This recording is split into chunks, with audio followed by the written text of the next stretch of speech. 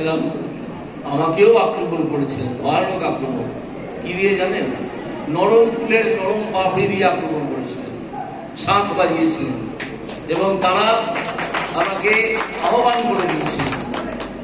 কেউ এখানে বিজেপির মানুষরা, বিজেপির সমর্থক কর্মী এবং সাধারণ মানুষ এইভাবে দলে, দলীয় উপদলীয় কোন্দলে বিভক্ত হয়ে তাদের প্রার্থীকে মারতে আসেনি, বরং তাদের প্রার্থীকে বরণ করে দিয়েছিল। এই হচ্ছে তৃণমূলের সঙ্গে বিজেপির কালচারের তফাৎ। তৃণমূলের তো কোনো কালচার নেই, তারা আনকালচার্ড, অর্ধশিক্ষিত মানুষ। তাদেরকে দু একটা গভীর প্রশ্ন করবেন, দেখবেন কোনো প্রশ্নের উত্তর তাদের জানা নেই। শুধু তারা বলে খেলা হবে, খেলা হবে। আমি তার সঙ্গে একটা ছোট্ট লাইন জুড়েছি, খেলা হলে খেলা হবে, 6 গোল খেয়ে বাড়ি যাবে।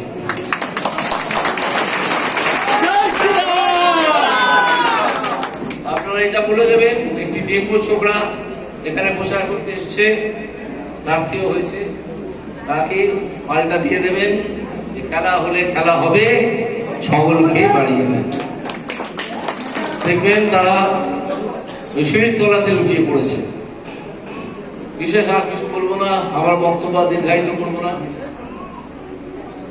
আমাকে একটি কথা মনে করিয়ে দিলেন উনি, সেটা হচ্ছে এখানে এমএলএ তিনি একটু সন্ত্রাস করার চেষ্টা করছেন। সেই এমএলএ কে আমি এই সভায় দাঁড়িয়ে আপনাদের সকলের সামনে হুঁশিয়ারি দিয়ে যাচ্ছি। আবার আমি কথাটা রিপিট করছি, সেই এমএলএ কে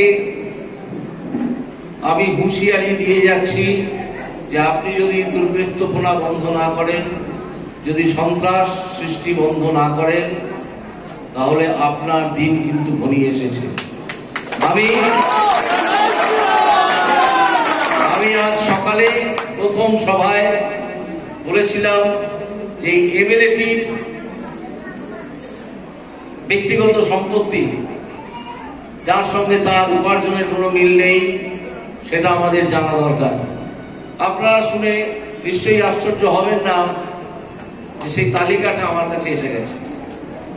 এবার সেই এমএলএ বিরুদ্ধে কিভাবে তিনি এত সম্পত্তি করলেন, কোঅপারেটিভ তৈরি করে দুর্নীতি করলেন, সেই জিনিসটা নিয়ে তদন্ত শুরু হবে এবং তিনি হয়তো আবার তিহাড়ে চলে যেতে পারেন। এই এমএলএ যদি এই হুঁশিয়ারি শুনে চুপ করে থাকেন, সন্ত্রাস যদি তৈরি না করেন, তাহলে আমাদের আর কিছু বলার নেই।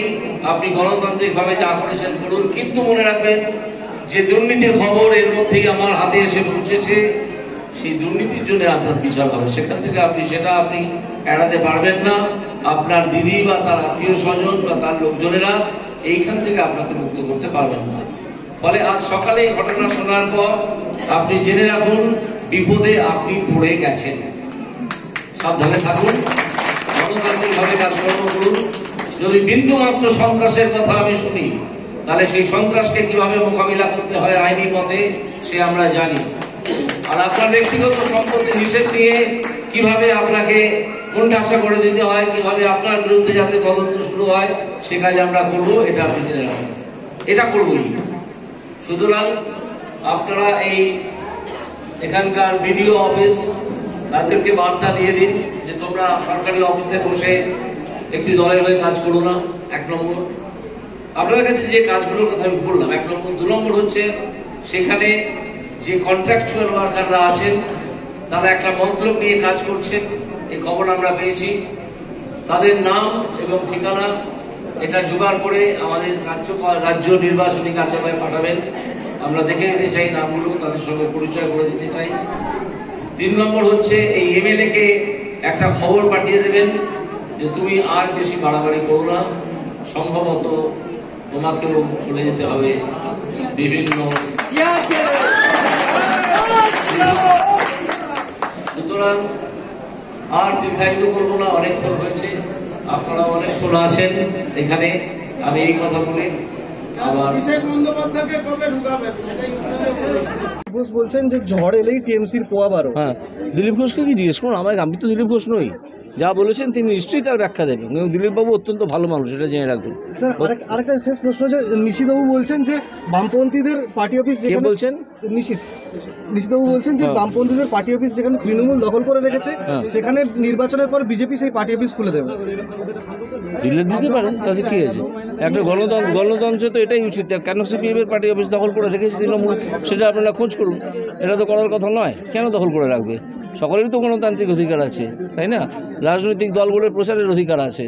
তো তৃণমূল তো এর আগে ভোটের পরে এর আগের ভোটের পরে প্রচণ্ড সন্ত্রাস চালিয়েছিল বিজেপি কর্মীদের ওপর, কত মানুষকে মেরেছে, গড় পুড়িয়েছে, বাড়ি থেকে চলে যেতে হয়েছে তাদেরকে, তাই না? এসবগুলো তো করার কথা নয়, কিন্তু যেহেতু তৃণমূল একটা দুর্বৃত্তদের দল এবং একটা চোর ছেঁচড়ের দল, তারা এগুলো করেছিল। এবং তখন যে পুলিশ ছিল তারা সেটাকে তারা সঠিকভাবে সেটার মোকাবিলা করেনি। এবারে যদি তা হয়, এরকম যদি কোনো ঘটনা ঘটে, তাহলে কিন্তু আমরা তাদেরকে একটা ছোট্ট শব্দবন্ধে বুঝিয়ে দিতে চাই, মজা দেখিয়ে দেবো।